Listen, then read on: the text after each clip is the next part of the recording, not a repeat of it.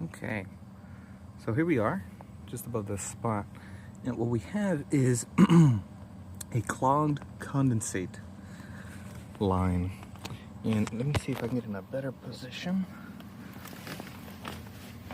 so I can better look. Okay, all right, so we're looking right here, as you can see right there.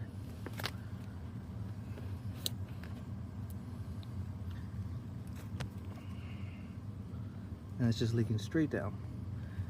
This is the vent stack, and they're tied together. So what this is it's this line, which is a condensate that's coming over from that machine over there, and it comes along. Let's see if I can get the laser right there, and it follows.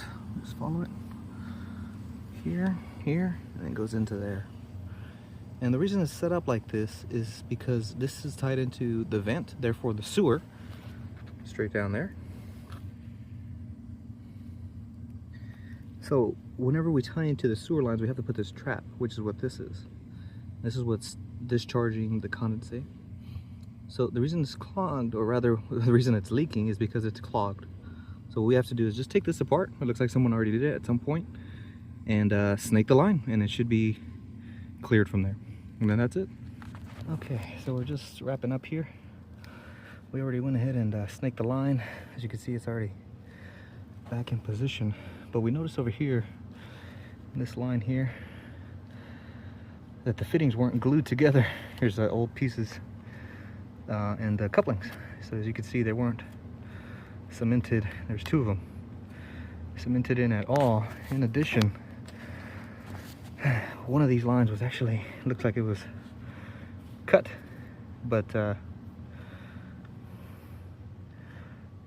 just cut, you know, so it could have been a source of a small leak as well. So we snaked the line from there, this trap, and through the line down to the lower level, and then that's it.